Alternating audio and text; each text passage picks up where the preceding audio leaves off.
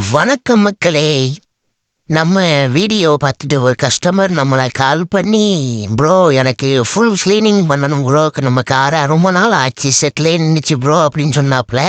நம்ம இருக்கிற குவாலிட்டியான நம்ம மிஷினை வச்சு நம்ம டோரு, சீட்டு, டாப்பு, ஏசி வந்துட்டு மொத்தம் பக்காவாக க்ளீன் பண்ணோம்.